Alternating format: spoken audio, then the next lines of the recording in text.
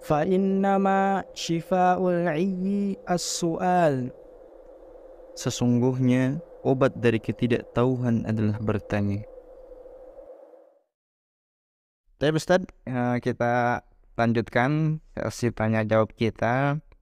Kita buka pertanyaan yang pertama.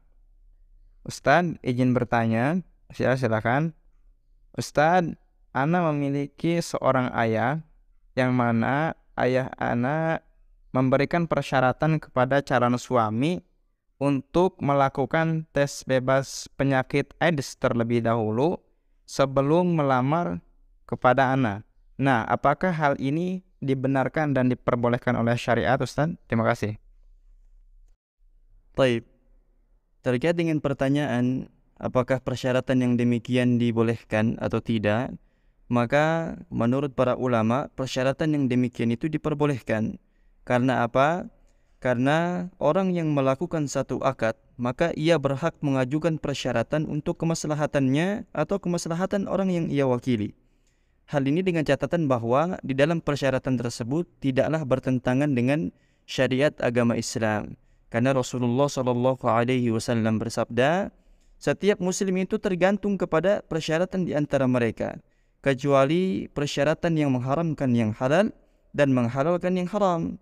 Ya, maka daripada itu, apabila di dalamnya tidak ada sesuatu yang bertentangan di dalam agama Islam, maka persyaratan tersebut sah-sah saja. Maka daripada itu, dapat kita ambil kesimpulan bahwa persyaratan yang diajukan seorang bapak atau wali si perempuan agar orang yang hendak menikahi putrinya itu harus membuktikan dirinya terlebih dahulu bahwasannya dia terbebas dari penyakit AIDS, maka persyaratan yang demikian merupakan persyaratan yang sah. Wallahu ta'ala a'lam. Masya Allah, tabarakallah. Terima kasih Ustadz atas jawabannya. Mudah-mudahan bermanfaat bagi yang bertanya dan umumnya bermanfaat bagi kita sebagai pendengar. Tapi kita lanjutkan pertanyaan yang kedua. Ada pertanyaan, Ustadz, seiring berjalannya teknologi dan ilmu kedokteran, ada istilah bayi tabung. Nah, kemudian bagaimana pandangan syariat dan hukum bayi tabung itu sendiri, Ustadz? Terima kasih. Tak dapat dipungkiri bahwa pada zaman sekarang ini teknologi dalam bidang kedokteran sudah sangat maju. Maka daripada itu ada fenomena yang memang disebut dengan bayi tabung, dan ini adalah permasalahan baru di dalam dunia Islam, terutama di dalam masalah fikih kesehatan. Menurut para ulama, ya, biasanya dokter ini melakukan bayi tabung ini dengan 7 cara, yang dimana 5 caranya dilarang di dalam agama menurut fatwa ulama, dan 2 cara yang lainnya diperbolehkan menurut fatwa para ulama kontemporer atau para ulama pada zaman sekarang. Cara yang tidak diperbolehkan di dalam agama, yakni ada 5 cara. Yang pertama adalah dengan cara mengawinkan sperma yang diambil dari seorang suami dengan sel telur yang diambil dari seorang wanita yang bukan istrinya. Kemudian hasil pembuahan itu ditanamkan ke dalam rahim istrinya. Cara yang pertama ini tak boleh dilakukan karena pengambilan sel telurnya dari seorang wanita yang bukan istrinya. Tidak boleh seperti demikian. Dan cara yang kedua adalah dengan cara mengawinkan sperma yang diambil dari seorang laki-laki yang bukan suaminya dengan sel telur si istri. Kemudian hasil pembuahan tersebut ditanamkan ke dalam rahim si istri. Maka cara yang kedua ini juga tidak boleh. Dikarenakan apa? Dikarenakan sel sperma yang diambil itu bukanlah dari suaminya, melainkan dari orang lain.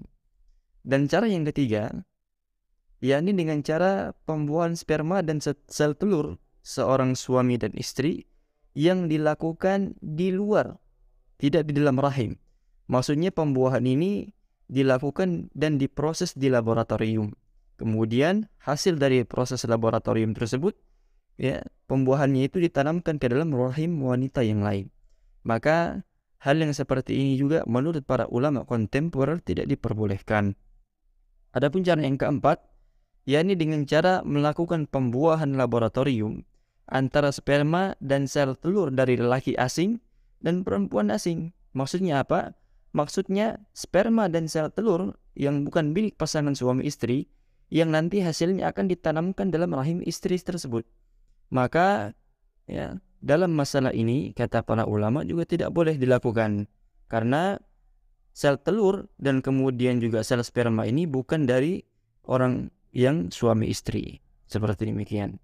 Dan kemudian yang kelima, cara yang kelima ini juga masih dilarang, yakni dengan cara apa? Dengan cara melakukan pembuahan laboratorium antara sperma dan sel telur seorang suami dan istri, kemudian hasil pembuahan tersebut ditanamkan ke dalam rahim istri yang lain, atau istri yang kedua atau istri yang ketiga maupun istri yang keempat. Menurut para ulama ini juga tidak diperbolehkan. Seperti demikian. Ini adalah 5 cara yang dilarang. Ya, 5 cara ini dilarang dan diharamkan menurut tuntunan syariat dan dilarang keras menurut para ulama.